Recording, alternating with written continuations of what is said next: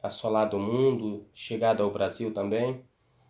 E para esclarecer algumas dúvidas, principalmente no tocante ao religioso, alguns decretos que as prefeituras, os estados têm tomado, têm decidido decretar algumas situações, e vez ou outra a gente ouve, vê algumas falas que parecem um pouquinho fora da realidade, tentando apresentar ao público como se houvesse um interesse por parte de alguma autoridade de fechar os ambientes de culto das igrejas, né? E nas entrelinhas até parece que isso seria uma perseguição. E a gente decidiu gravar esse vídeo curto, bem objetivo, para tentar esclarecer um pouquinho sobre isso. E às vezes essas pessoas, elas pegam o artigo 5º da nossa Constituição e o seu inciso 6, que diz o seguinte: é inviolável a liberdade de consciência e de crença, sendo assegurado o livre exercício dos cultos religiosos e garantida na forma da lei a proteção aos locais de cultos e às suas liturgias. Ou seja, por hora, a gente encontra algumas pessoas, algumas lideranças, que eles, com fulcro nesse artigo e nesse inciso, eles até falam que a igreja não pode ser fechada, que a igreja não pode ser proibida de realizar culto. E, na verdade, o que o inciso está dizendo aqui é que é livre a realização do culto, mas o local que ele é realizado, isso pode ser questionado. Ou seja, esses decretos, eles estão proibindo essas reuniões em templos, aonde se ajuntam centenas e centenas de pessoas e pode facilmente transmitir a doença. E uma coisa que a gente precisa esclarecer é que esses decretos, eles não apenas proíbem essas reuniões em cultos evangélicos, ou em igrejas católicas, ou no centro de Umbanda, mas em todo e qualquer segmento religioso. Ou seja, a gente não está diante de uma perseguição religiosa. A gente está diante de atitudes que o Estado tem que tomar em bem da sociedade, ou seja, em prol do coletivo.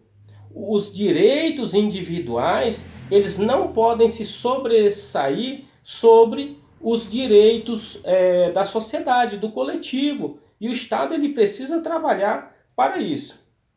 E aí a gente vai ver, embora esteja entre cláusulas pétreas, o próprio artigo 5º, no seu caput, ele vai dizer o seguinte: todos são iguais perante a lei, sem distinção de natureza, garantindo-se aos brasileiros e aos estrangeiros residentes no país a igualdade, a segurança, a propriedade, nos termos seguintes. Ou seja, o artigo 5º ele é bem claro. Qual é o bem jurídico mais precioso que o ser humano tem? A vida. Esse é o bem mais precioso que nós temos. Então, entre um direito fundamental, um direito que é uma cláusula pétrea, que está na Constituição, no artigo 5º, entre esse direito de cultuar em um templo e o direito à vida, qual é o direito que é maior? É o direito à vida. E é por isso que o Estado, ele não só está agindo, como ele deve agir. Ele deve se posicionar. É uma obrigação do poder público se posicionar para resguardar a vida do coletivo, da sociedade em geral. Em nenhum momento os decretos eles proíbem os cultos, seja ele de qual religião for, desde que seja na sua casa, no restrito, né, ali na família. Isso não é uma proibição. Então não há uma perseguição política nesse sentido, um fechamento de igreja. O que está se buscando é cumprir o artigo 5º, ou seja, todos são iguais perante a lei, sem distinção de qualquer natureza, garantindo-se. Quem é que garante? É o Estado que tem que garantir isso. Garantindo-se aos brasileiros e aos estrangeiros residentes no país a vida, a liberdade, a igualdade, a segurança, a propriedade nos termos seguintes. Ou seja, o direito à vida é o bem jurídico mais precioso. Em segundo lugar vem o quê? A liberdade. E o direito de culto, ele está dentro dessa segunda classe, que é o direito à liberdade, é o direito que o cidadão tem de cultuar, é o direito que o cidadão tem de ir e vir, é o direito que o cidadão tem de se reunir. Ele está dentro desse direito, que eu diria aqui que é um direito de segunda classe. E aí a gente vai dar uma olhadinha lá no artigo 196 da nossa Constituição. Olha só o que ele diz. A saúde é direito de todos e dever do Estado, garantido mediante políticas sociais e econômicas que vise a redução do risco de doença e de outros agravos e o acesso universal igualitário às ações e serviços para sua promoção, proteção e recuperação. Ou seja, o Estado está fazendo nada mais, nada menos do que aquilo que a Constituição brasileira lhe impõe, que é trabalhar, lutar, resguardar a vida do coletivo, da cidadania, de todos os cidadãos. Então, quanto a isso, eu não vejo que há o ferimento a nenhum direito, seja ele de qual for o segmento, porque o Estado está trabalhando, está tomando atitudes para resguardar o direito de toda uma coletividade. Então, em prol da sociedade, o Estado, eu diria que ele pode tudo, né? Para resguardar o direito da sociedade, de todo um povo, de toda uma nação, o Estado pode tomar quase que todas as medidas. Isso aí a gente vai ver quando se há uma decretação de um estado de sítio. Então, os direitos, até mesmo o de protesto, ele é suprimido, né? Então, no Brasil, não existe nenhum direito absoluto, a não ser o direito que o Estado tem de trabalhar, de promover o bem-estar de todo o coletivo. E aí, hoje a gente teve aí uma notícia que teve uma pastora que foi conduzida por estar em um culto com pessoas em desobediência a um decreto municipal.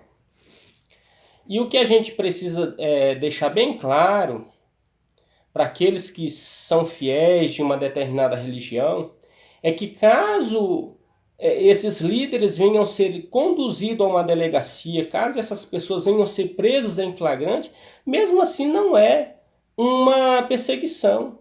O que eles estão fazendo é apenas o cumprimento de um decreto-lei.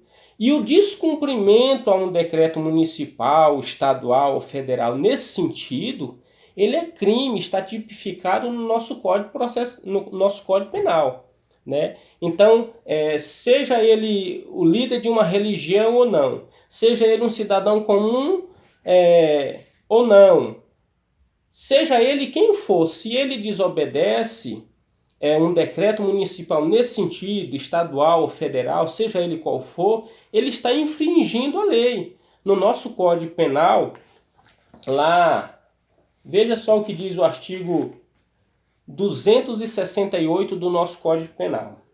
Infringir determinação do poder público destinada a impedir introdução ou propagação de doença contagiosa, pena reclusão de 1 mês a 1 ano e multa.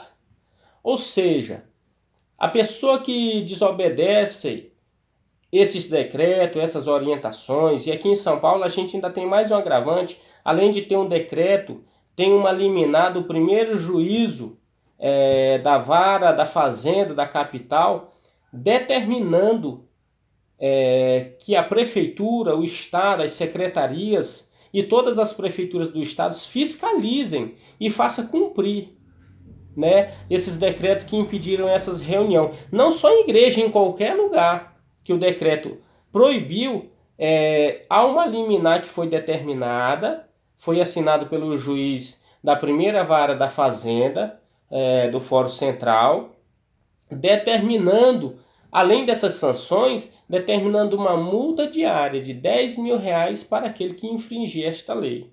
Então, tomemos cuidado, vamos nos resguardar, vamos proteger a nossa família, sabendo que isso não é uma perseguição religiosa, não é uma perseguição contra A ou contra B, isso é apenas um cumprimento da lei que está baseado na Constituição Federal, encontra fulcro na nossa Carta Magna e nós precisamos observar como cidadão, como herdeiros, como diz a própria Bíblia também, né? Aqueles que são religiosos, aqueles que têm um credo.